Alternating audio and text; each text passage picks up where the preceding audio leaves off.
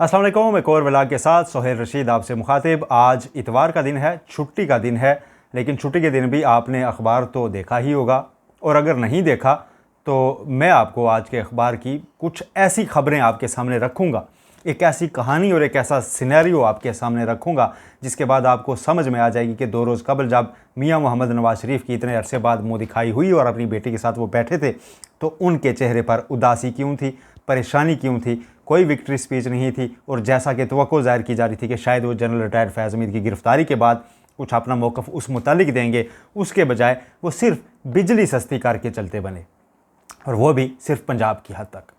मैं आज आपको बताऊंगा कि वफाकी हुकूमत पर और बिलखसूस मुस्लिम लीग नून पर ऐसी आखिर कौन सी बिजलियाँ गिर चुकी हैं कि उनको अब लगने ये लगा है कि जुडिशल पैकेज ला कर भी, आइनी तरमीम करके भी, चीफ जस्टिस काजी फ़ाइज़ की मुद्दत मुलाजमत बढ़ा कर भी शायद कुछ ऐसा हो जाए कि वफाकी हुकूमत या मुस्लिम लीग नून के हाथ में चीज़ें बाकी ना रहें और उनका जो सियासी बयानिया बचा कुचा है वो भी ख़त्म हो जाए और उनकी सियासत भी ज़िंदा दरगोर हो जाए। ये तशवीश बहुत बढ़ चुकी है मुस्लिम लीग नून के अंदर इस वक्त, और बिलखसूस शहबाज शरीफ साहब जिनका साथ नवाज शरीफ ने भी छोड़ दिया है। मैं आपके सामने मुकम्मल डिटेल रखूँगा, मुकम्मल ख़बर रखूँगा कि मैं आपको जो कहानी बता रहा हूँ इसके पीछे हुआ क्या है, कुछ दिन से सुकून क्यों है, और कैसे मुस्लिम लीग नून की ये हुकूमत अब, और बिलखसूस मुस्लिम लीग नून 2 जजेज़ यानी जस्टिस मुनीब अख्तर, जस्टिस मंसूर अली शाह, इनके रहमो करम पर आ चुकी है।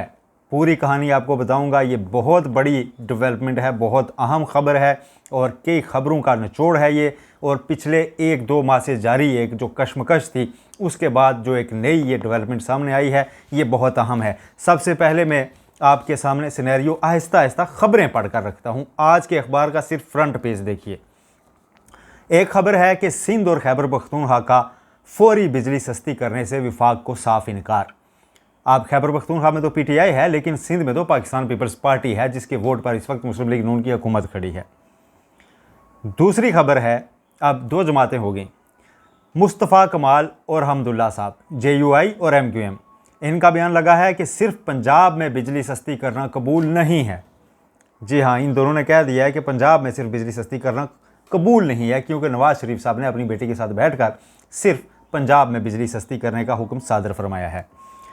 अगली जो खबर है वो मज़ीद परेशान कुन है। वो ये है कि बिजली यानी एनर्जी टैरिफ बढ़ने की वजह से फैसलाबाद में 100 से ज़्यादा मिल्स बंद हो गई हैं, और मिल्स मालकान हैं जो उनकी एसोसिएशन है वो ये कह रही है कि इस वक्त हालात बैरून मुल्क कारोबार के लिए, मतलब एक्सपोर्ट के लिए इतने ज़्यादा साजगार हैं, लेकिन हुकूमत चूँकि बिजली सस्ती नहीं दे पा रही, मिल्स बंद हो रही हैं, और आइंदा मज़ीद मिल्स बंद हो जाएंगी। ये तो 3 खबरें थी कि बिजली महंगी होने पर ये शोर है। जो चौथी है उससे ज़्यादा परेशान कुन खबर है, वो ज़रा देखिए। वो ये खबर है कि बिजली सार्फिन पर यानी मुझ पर, आप पर मज़ीद 47 अरब रुपए का इजाफी बोझ डालने के लिए दरख्वास्त नेपरा को बिजली बनाने वाली कंपनियों ने दे दी है। यानी वफाकी हुकूमत बिजली सस्ती नहीं करेगी, मज़ीद महंगी की जाए, ये दरख्वास्त की जा रही है बिजली कंपनी की जानिब से। और ऊपर जो आपको मैंने 3 खबरें पढ़ाई वो देखें, और उसके बाद ये खबर देखें, तो आपको अच्छे से समझ में आ जाएगा कि मियां मोहम्मद नवाज शरीफ इतने अहम, जब इंतज़ार था कि वो पता नहीं बड़े अहम मौजू पर बोलने जा रहे हैं, वो बिजली पर बोले, और उन्होंने बिजली सस्ती की और सिर्फ पंजाब की हद तक। होना तो ये चाहिए था कि वो कौमी सतह के लीडर हैं, कौमी सतह के लीडर बनते और कोई वफाकी सतह पर कोई सारी जमातों को इंगेज करते, सारे फ्रीगेन को मिल कर बैठाते और हल ढूंढने की कोशिश की जाती। और ये एक ऐसे मौके पर ये सब हो रहा है बिजली का मामला, जब जमात इस्लामी अभी कुछ ही दिन पहले वक्त देकर उठी है वफाकी हुकूमत को कि आप बिजली सस्ती करें। अब आपस में तकरार भी शुरू हो चुकी है। सिंध जब कह रहा है, मुर्तज़ा वाब साहब वहाँ पर और मुस्तफ़ा कमाल साहब, ये सारे लोग जब कह रहे हैं कि सिर्फ पंजाब में बिजली सस्ती क्यों, तो मरीम नवाज़ साहिबा उन्हें कह रही हैं जी कि हमने तो सूबाई बजट से दी है, आप भी सूबाई बजट से इसको सस्ता कर लें, अपने हुकूमतों से बात करें। अब बाकी सूबे जो 3 हैं, आपको पता है कि उनके वसाइल इतने ज़्यादा नहीं होते जितने पंजाब के होते हैं, और पंजाब अपने वसाइल जो है बाकियों के साथ शेयर करता है, और ये एक NFC अवार्ड का भी मामला है। ये सारी चीज़ें उसके तहत ये सारी चीज़ें चलती हैं, लेकिन इस बार पंजाब सिंगल आउट होकर उसने सिर्फ पंजाबियों को रिलीफ दे दिया है। अब बाकी सूबे और बाकी जमातें इसको तशवीश से देख रही हैं, और देखा ये जा रहा है कि शायद नवाज शरीफ सिर्फ पंजाब के अंदर अब अपना वोट बैंक आइंदा इलेक्शन के लिए जो कुछ है वो बचाने की पोजीशन तैयारी कर रहे हैं और चाहते हैं कि पंजाब में कोई कम अज़ कम अगर तहरीक ना उठे और सिर्फ पंजाब बचा लिया जाए। विफाक में उनके भाई की हुकूमत भी अगर मुश्किलात का शिकार होती है तो भले होती रहे, नवाज शरीफ साहब उसका बोझ नहीं उठा रहे। ये बहुत एक दिलचस्प सिचुएशन बन चुकी है और ये सारी आज के दिन छपी हुई अखबार की खबरें हैं जो मैं आपके सामने रख रहा हूँ। इसमें कोई भी मुबालगा आराई नहीं है, ये सारे वो फैक्ट्स हैं जो आज रिपोर्ट हुए हैं। और इन सारी चीज़ों को आप मिलाकर देखें तो फिर आपको नवाज शरीफ साहब की प्रेस कॉन्फ्रेंस में सिर्फ बिजली पर जोर देना, 14 रुपये फ़ी यूनिट सस्ती करना सिर्फ 2 माह के लिए समझ में आता है। आपके इल्म में है कि आजकल इस पूरे रीजन में महंगाई को लेकर एहतजाज होते हैं और बिजली उसमें एक बुनियादी चीज़ होती है। आज़ाद कश्मीर में रिसेंटली हुई और तहरीक चल उठी, अवाम निकल आते हैं क्योंकि अवाम की जेब पर हर माह एक ऐसा बोझ डलता है जिसको वो बर्दाश्त नहीं कर पाते। इसीलिए इस बार इसको सीरियसली लिया जा रहा है। और सीरियसली क्या लिया जा रहा है कि बाकी लोग ताउन करने को वफाकी हुकूमत से तैयार नहीं है कि महज आपके कहने पर हम अपने अपने सूबे से बिजली सस्ती कर दें, ऐसा नहीं है, क्योंकि नेपरा वगैरह सारा आपका एक फेडरल लेवल पे चीज़ें हैं, तो आप उन चीज़ों को मैनेज करें, कोई हल निकालें। अब देखें अगर इसको गौर से तो ये 18वीं तरमीम करने वालों का आपस में भी एक तरह से झगड़ा 18वीं तरमीम पर ही हो रहा है, लेकिन उसका नाम नहीं लिया जा रहा एहतरामन, क्योंकि जब बजट सारा सूबों के पास जाता है तो फिर विफाक कैसे उसमें करेगा। इमरान खान यही कहा करते थे कि सूबों को देकर हमारे पास कुछ नहीं बचता, लेकिन 18वीं तरमीम चूँकि एक ऐसा मुकद्दस सहीफ़ा करार दिया जा चुका है कि जिसके ऊपर बात करना भी गुनाह है, उसमें बेहतरी की राह निकालना यानी उसको बरकरार रखते हुए उसको कुछ बेहतर कर लेना, उसके ऊपर भी डिबेट की गुंजाइश इस मुल्क में बाकी नहीं छोड़ी गई हुई। उसको ऐसा मुकद्दस बनाकर पेश किया गया था। अब उसके मसाइल आना शुरू हो चुके हैं और एक ऐसे वक्त में जब शहबाज शरीफ उस हुकूमत में बैठे हुए हैं जिसके अपनी अक्सरियत नहीं है और उसने इधर उधर से लेके वोट और लोग उनके साथ हुकूमत में नहीं है, वो जस्ट इनको वज़ीर आज़म बनाने के लिए मेक शिफ्ट अरेंजमेंट के लिए वोट दिया हुआ है, आर्जी काम चलाने के लिए। तो ऐसे में जब ये सारी चीज़ें बिजली की सिचुएशन सामने आ रही है तो पंजाब को रिलीफ देना खाली इनको महंगा पड़ता जा रहा है। इनके इत्तेहादी जो हैं वो इनका साथ छोड़ सकते हैं, क्योंकि जब उन्हें लगेगा कि मुश्किल वक्त में सिर्फ ये अपने आप को प्रोटेक्ट कर रहे हैं, हमें नहीं साथ लेकर चल रहे, तो फिर ये मामलात बिगड़ सकते हैं। दूसरी खबर आज की 190 मिलियन पाउंड स्कैंडल, आजकल का हॉट केक। क्यों? क्योंकि उस पर एक चीफ जस्टिस पाकिस्तान की जानब से रिमार्क्स सामने आए थे। उस रिमार्क्स के बाद कि जो अब सिचुएशन है, केस इस्लामाबाद हाई कोर्ट में भी आ चुका है। इस्लामाबाद हाई कोर्ट से उस रेफरेंस का ट्रायल रोकने के अलावा हसन नवाज शरीफ की जो प्रॉपर्टी थी लंदन की, जहाँ से ये सारा मामला शुरू हुआ, उससे मुतल्लिक रिकॉर्ड मांगने की इस्तदा की गई है।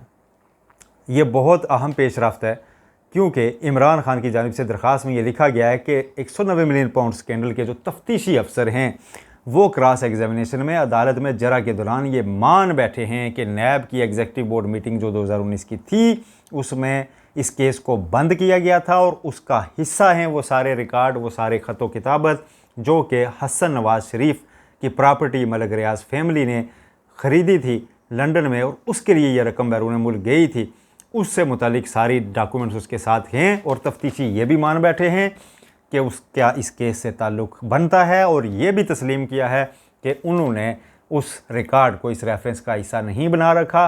और सबसे अहम ये चीज़ भी मान बैठे हैं अदालत के सामने कि उन्होंने उस एग्जीक्यूटिव बोर्ड मीटिंग में शामिल किसी भी मेंबर को शामिल तफ्तीश नहीं किया, उनका बयान रिकॉर्ड नहीं किया दोबारा ये केस बनाते हुए, जबकि तफ्तीशी अफसर की ये ज़िम्मेदारी होती है कि वो किसी भी केस से मुतालिक केस बनाने से पहले हर एंगल से तफ्तीश करे, हर मुतलका बंदे से पूछे। और उनसे पूछना लाजमी था जिन्होंने पहले ये केस बंद किया था, और उनसे ये भी पूछना लाजमी था कि आप जब केस ये चला रहे थे कि हसन नवाज से ये बैरून मुल्क 1 हाइड पार्क लंदन फ्लैट कैसे मलिक रियाज फैमिली ने ख़रीदा, ये रकम बाहर गई कैसे थी, तो आपने उसको बंद क्यों किया था, या आपके पास क्या शवाहिद आए थे, वो तो मुझे इनायत करें ज़रा, मैं देखूँ तो सही।